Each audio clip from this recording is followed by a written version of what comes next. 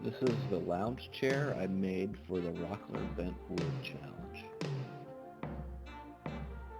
Transfer your pattern to the MDF.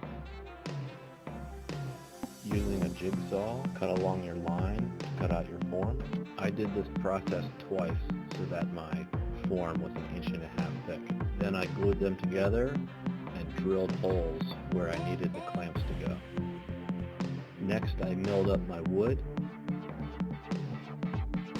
Back over to the table saw, I cut this wood into 1/8 strips. Next I glue these strips together.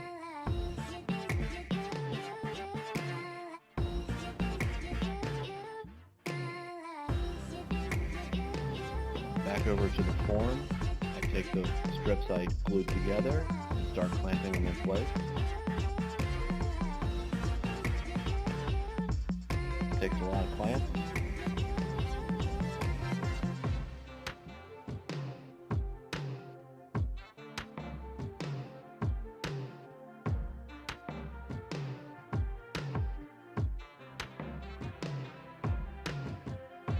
Make sure you clean up all your squeeze out, otherwise it's a lot of work after you pull it out of the form. I let it dry overnight. Back over to the joiner. Then I went over to the bandsaw, took off a strip on the other side, and then cut it in half. By cutting it in half, I'm ensuring that both sides of my seat are going to be exactly the same. Next, I take these over to the router table and add roundovers to the outside faces. I also cut stretchers that are 1 3/4 square by 20 inches long. I added dominoes to the stretchers and to the frame, and then I glued and clamped it together. Next, I sanded and then stained the frame. I used an ebony oil-based stain. I applied 2 heavy coats to make sure it was as dark as I could get it. I cut about 35 2-inch strips to 24 inches. I stapled these to one side and stretched it to the other and then stapled it. I did this the whole way up and didn't leave any gaps. Next I started cutting the other strips which were about 5 feet long. I stapled these all to the back of the bottom and started weaving.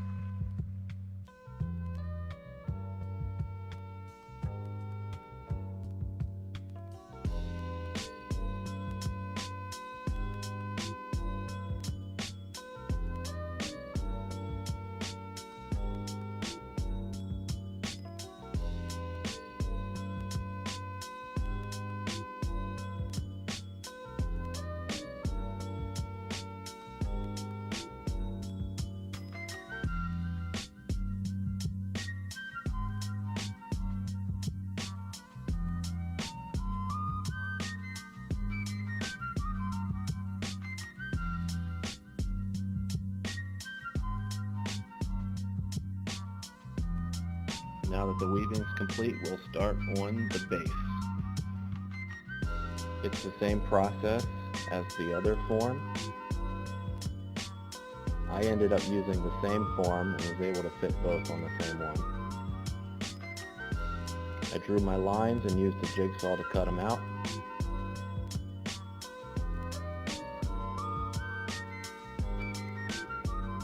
And then I milled the wood I was going to use for the base. Cut it all into 1/8 strips.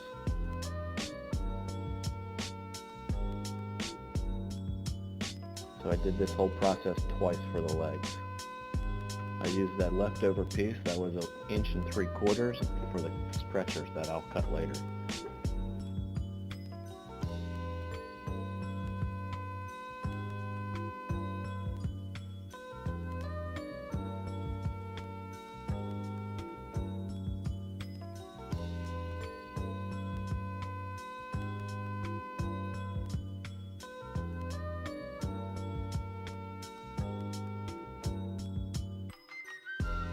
Next, you glue up your strips.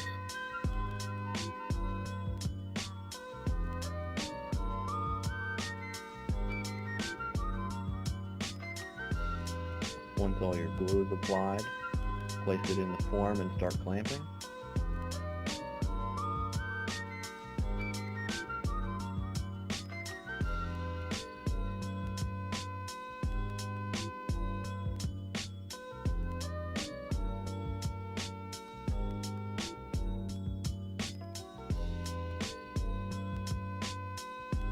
After your glue has dried, remove your clamps.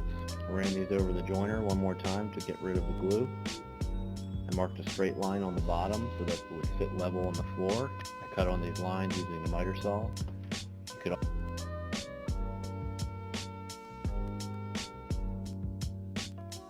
Next, you have to figure out how to put the chair together. It's kind of trial and error to kind of get the seat to fit. I wanted the front to be at 16 inches. Once I had it clamped where I wanted it, I marked and drilled pilot holes, and then I installed hardware in the front.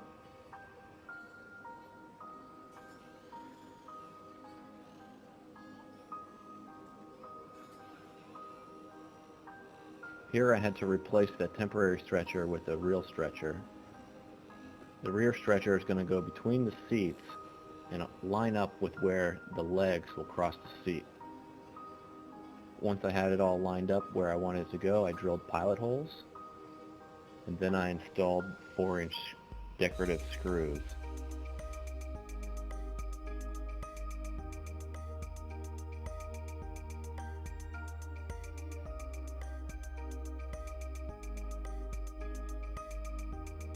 Then I added the front stretcher, which ended up being about 22 inches wide to fit between the two front legs.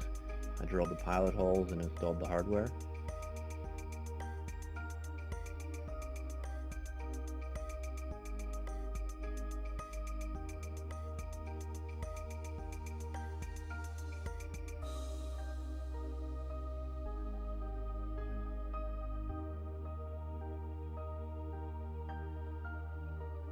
Once I had it assembled and I liked the way it sat, I took it apart. I put roundovers on each face of the legs.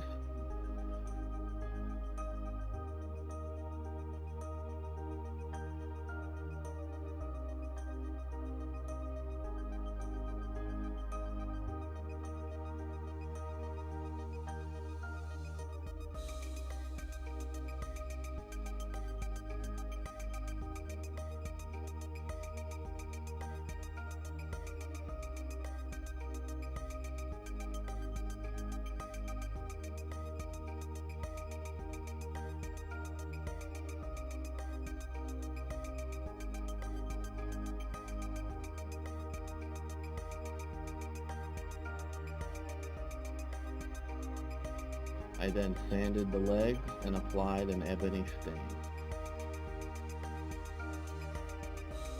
I did 2 heavy coats to make sure it was as black as I could get it. Once the stain was dry, I used a wipe-on poly. After the wipe-on poly was dry, I put it all back together. This was a fun challenge and really helped me experiment. I'm very happy with the way this chair turned out. I plan on building more of these, as this is just a prototype. I'd like to try some different woods and different finishes, as well as weaving with a leather rather than a strap webbing. If you made it this far, thanks for watching, and feel free to subscribe or leave a comment below.